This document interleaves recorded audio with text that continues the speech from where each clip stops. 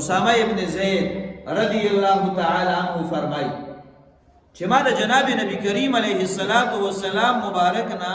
تپوس کړو چې اے حضور علیه الصلاۃ والسلام مبارک دا نور میاشت برایشي ولالي شي باقي کې تاسو دومره د روزو اهتمام نه او په شعبان المعظم کې داسې اهتمام داسې غم او فکر د دې وجه صدا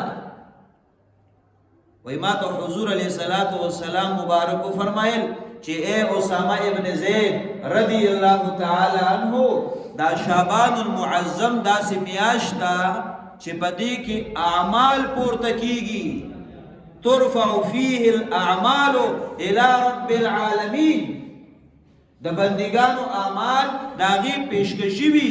د الله رب العالمین ته او بیا حضور علیہ الصلوۃ والسلام مبارک فرمایل و یزدا فقوما چې زما اعمال الله رب العالمین ته پیش کیږي او فرمای و انا صائم په داسې حال کې چې زما روزي زرو جدار او زما د اعمال پیش کیږي الله رب العالمین ته او جناب نبی کریم علیہ الصلوۃ والسلام مبارک امام الانبیاء لوی حیثیت والا الله رب العالمین ورکړي دي چې دا الله نه بعد مقام او مرتبه د حضور علیه السلام دا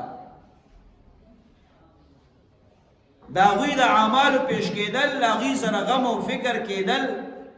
دا موت علی تعلیم را کوي چې امام الانبیاء صلی الله علیه وسلم دومره فکر مندي نو اے انسانانو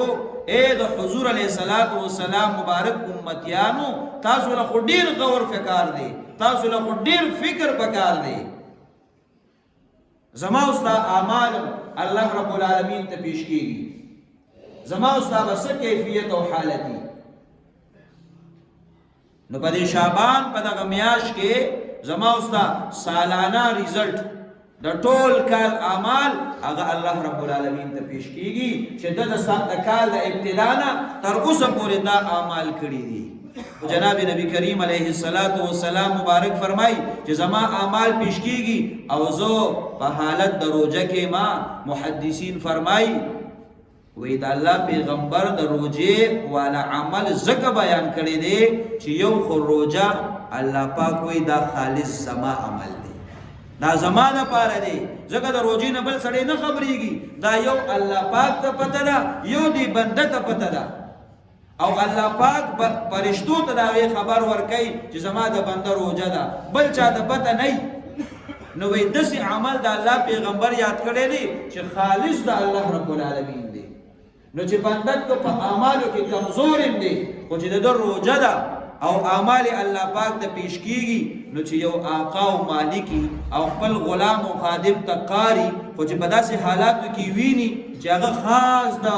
آقا په خدمت کې لګیای جناب نبی کریم علیه الصلاۃ والسلام مبارک فرمای چې زما د اعمالو پیشي نو چې زه په حالت د روزي کې ما او بعضی روایتو کې راغلي دي چې زه په اعمال صالحو کې مشغول یم په نیکو اعمالو کې او زما د اعمالو پیشي چاته وشي الله رب العالمین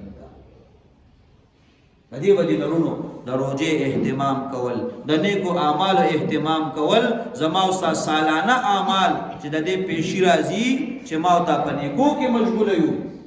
او بعض روایتو کې جناب نبی کریم علیه الصلاۃ والسلام مبارک دام بیان کړی دي چې په شعبان المعظم کې د بنده د نیټه فیصله فرشتو ته حواله کیږي چې د دې بنده عمر ختم شو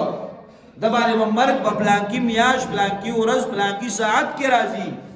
نو چې کله زمان نیټه داغه فیصله اختتام ته رسیږي او فرشتو ته حواله کیږي نو چې په دغه حالت کې زما روزي چې زه په حالت د روزه کې ما او الله رب العالمین زما د نیټه زما د اجل فیصله حواله کوي نو چې کله ته په حالت د روزه کې یا په نیکو اعمالو کې مشغوله او استاد نیټه او استاد د اختتام د ژوندۍ داغه فیصله حواله کیږي او الله رب العالمین ستا په دې عمل خبردار دی نو ستا نیټه او خاتمه بالخير کې بالشر وي ستا خاتمه بالخير حواله شي چې زما دغه بنده اوسم په اعمال صالحو کې مشغول دي د دن نیټه چې راځي د د چې آخري نیټه وي دنیا نه رخصتیږي نو چې د ایمان په دولت مالا مالي همدغه د شعبان المعظم میاشتا نو پدې کې د اعمالو اهتمام پکار دی د روزي نیولو اهتمام پکار دی د رمضان مبارک د پاره انتظام دی دا بس ځان تیارول دي زمون نو ټول کال په غفلت او به احساسې کې تیر شي دا لګي موقع الله رب العالمین راولي بازي نو چې دې کې ما او تا د غفلت مظاهره ولو ځکه جناب نبی کریم علیه الصلاۃ والسلام مبارک باقاعده روایت کې په خپل الفاظو فرمایلی دي چې دا شعبان دا داسې میاشت ده د رجب او د رمضان په میاشت کې چې خلق د دینه په غفلت کې دي خلق د دینه په غفلت کې دي ندی کې غفلت دا نقصان دی نو پکار دا چې ما او تا د غفلت نظام وساتو الله رب العالمین دی په دغه میاشت کې په رمضان المبارک کې د ژوندۍ په هر لمحه کې مونږ او تاسو له اعمال صالحه او توفیق راکړي او الله دې هر قسم کمې بي دي نه مونږ ته معاف کړي او الله دې زموږ او تاسو حفاظت وکړي